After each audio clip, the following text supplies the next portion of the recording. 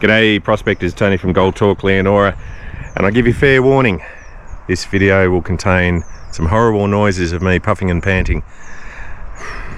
Be warned. So quite a hot and sweaty day today, not hot and sweaty in a good way, but hot and sweaty in a northeastern goldfields kind of way. And what I wanted to do was have a little bit of a chat about how we go about finding areas that we want to work, particularly with machinery. So one of the and look, these opinions are only mine, you know, based on my sort of experience working as a prospector, and other people may have different opinions. So having said that, one of the main or most common problems I see is, and particularly because there's very little ground available for pegging at the moment, that people get they'll get their 200 hectare block or their 130 hectare block, whatever, and they'll set up camp on it, and so they get emotionally attached to it. It becomes their home block. They will wind up pushing it perhaps, and you know, for the next 5 or 10 years they're trying to find gold. As I continually say, the definition of insanity is repeating the same behaviour and expecting a different result.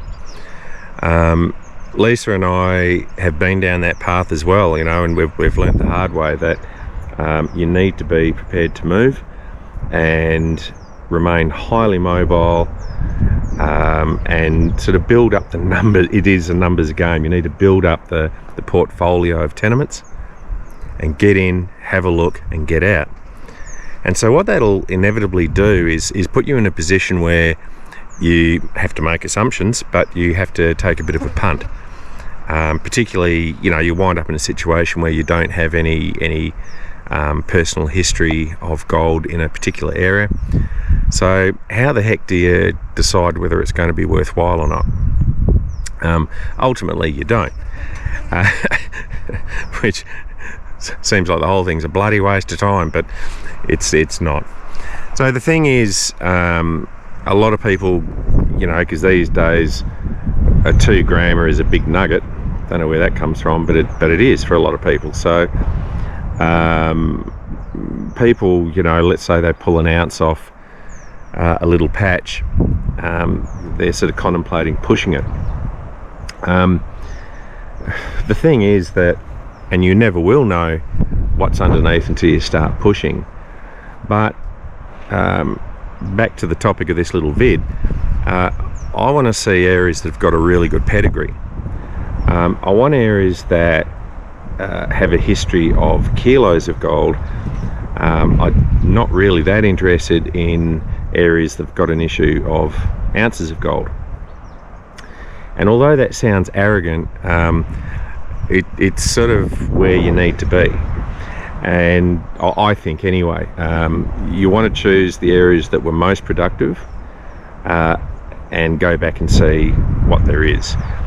I think it's fair to say that your chances of stumbling onto a 100-ounce patch and then gaining control of the ground and then working it, I sort of think those days, well, not long gone, but they're few and far between these days. There's not a lot of those sorts of areas left.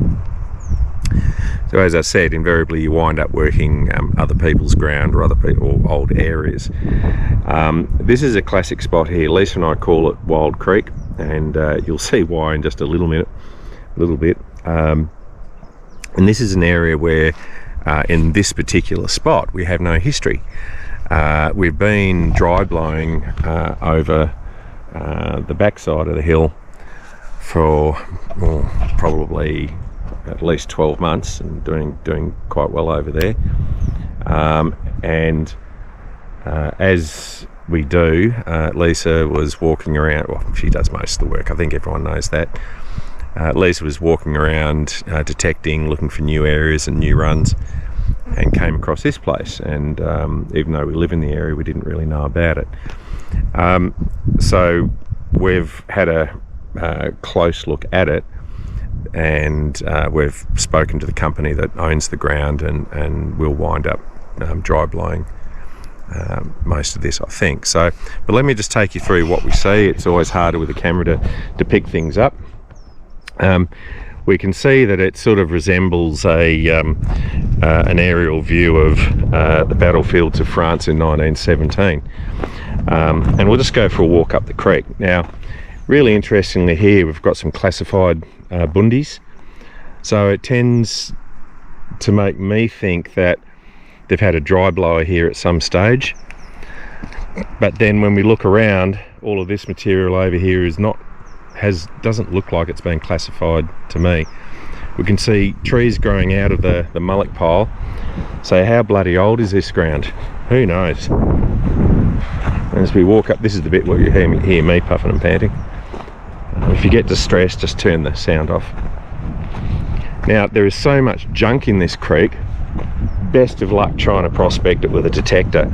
You can see here where some poachers have had a bit of a go. Good luck. More classified material here, but look at all the trees growing out of it.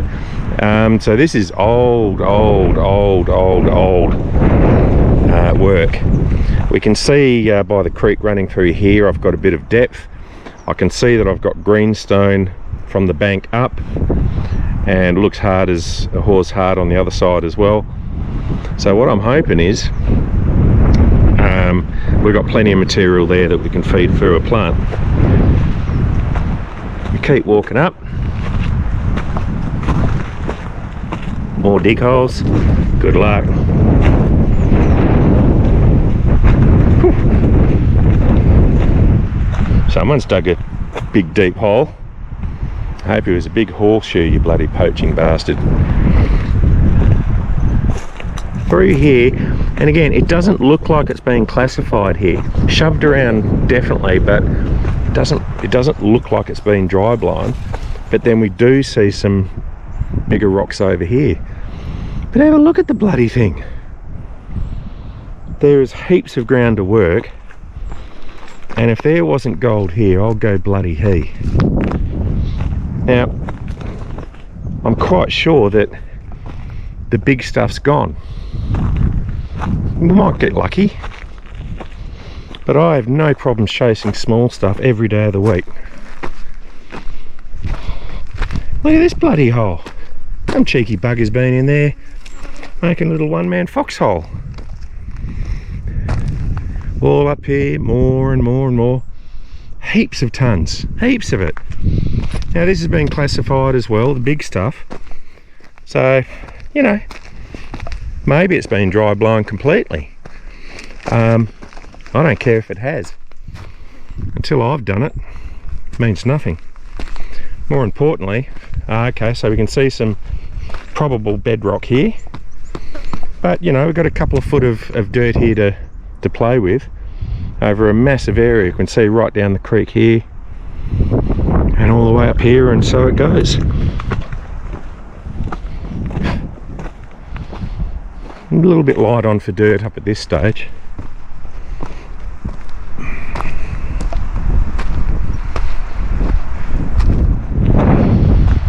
All through here, all up through here. Fresher poachers have been in. Okay. I just really wonder what work's been done here. It's certainly been pushed about.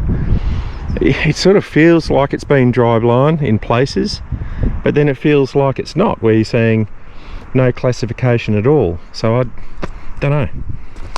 And it doesn't really matter. All we've got to do is go in and see what's left. The great thing about the creek being absolutely chock-a-block full of junk, the great thing is makes it pretty much impossible to detect. That suits me down to the ground, because as I said, we'll run it through a plant and the junk doesn't worry me at all.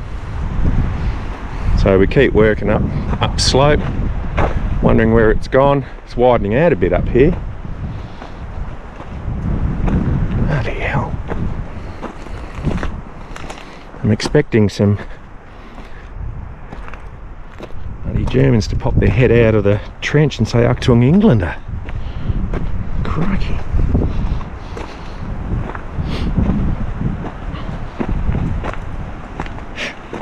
Bloody flies. And it just continues. Now it's certainly defined.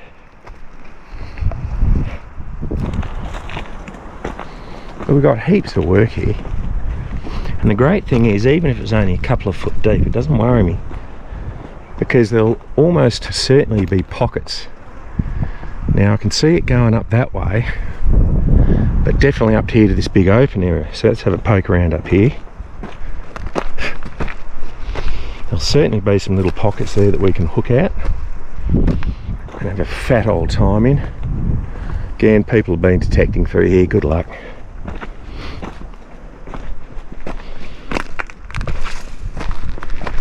But I reckon an absolute truckload of gold has come out of that creek.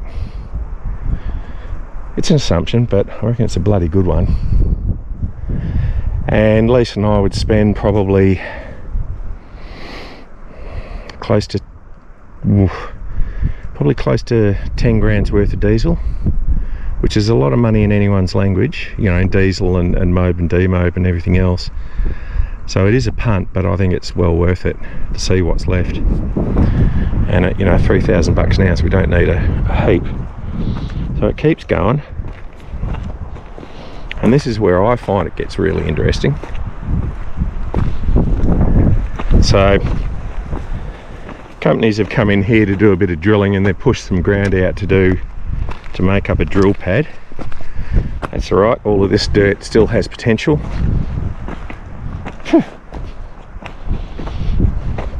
Keep walking along, and you can see all up through here.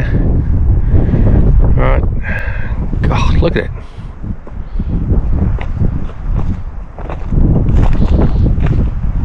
It does look a bit more dry blowy to me, and looks different than the piles down there, but there's a heap of dirt already piled up raring to go for me.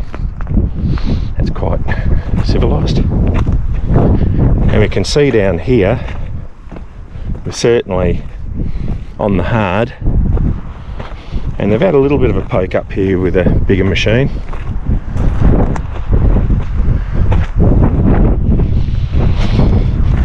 And you know, they pulled a little bit of cap out and had a bit of a look. You never know what you're going to find in these type of jobs.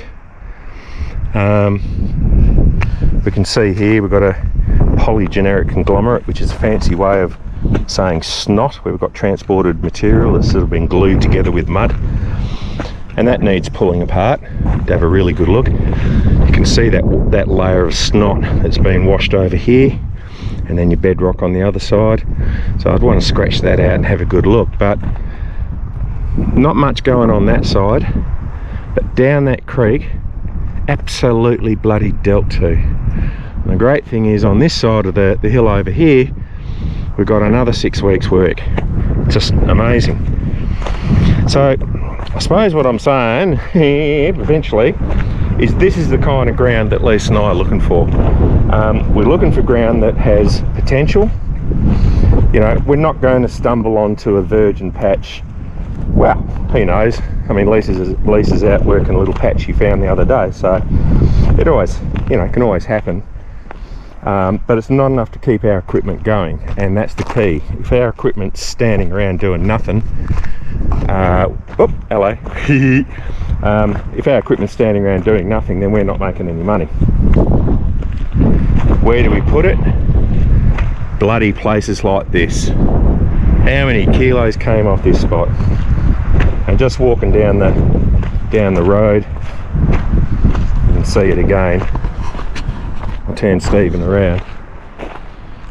We've got all this area across the side of the hill where a lot of gold has come off in small bits. It's not deep, but it's got potential. But Wild Creek here, bloody hell.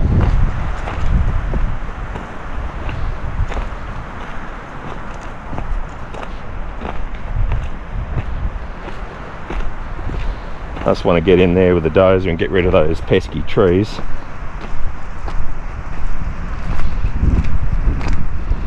So we have pegged a lease on here, probably 6 to 8 months ago now,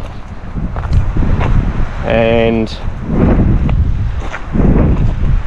I'm sort of hoping we can have this permitted by next summer. It'd make a great little summer project.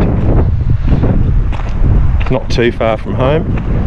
Just bloody look at it. And we can see there in the bank, you know, we've got a foot or two of dirt there to tickle up. Alright, this is old. Old.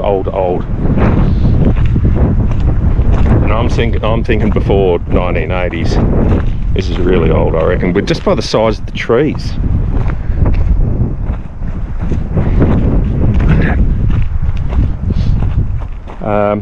Yeah, so anyway, we haven't got the application for the area live as yet, but we will, and then hopefully the mines department will allow us to rip the shit out of it, have a look, work it, and then rehab the sucker. And by the time we're finished, it'll look beautiful. Look at that in there. Oh my god. And the great thing about it, see all the exposed bedrock here, that's fantastic because the area is defined where we want to work, and there it's, you know, 20 meters wide. It's such an easy area. It doesn't matter, you know, whether there's gold or not, who knows, but it's such an easy area to define and work. And of course the other question is, what's out the exhaust end of it all? Because it's come around, more work down here, more work down there, and gone bleh, down into a creek system. Have we got good gold for another 50 or 100 meters that way towards the creek? I don't know. I'll tell you what, we'll bloody have a look. Prospectors, I hope that's of some help to you. Hello, here I am again. Don't be afraid to move, and if you're running machinery, dry blinds, whatever, look for the areas where the gold's been before. Rethink things. What's the potential? What could be left? Bloody get in there and find out if you can get the ground. Don't waste time on these 20 gram patches and 1 ounce patches. It's great gold, but it's not going to help you with machinery. That's the truth. You need to work and get the best ground in the district you're working in. Ground where there just has to be some smalls left. Alright prospectors, it's just about time for my afternoon nanny nap. Catch you later. Good prospecting. See ya.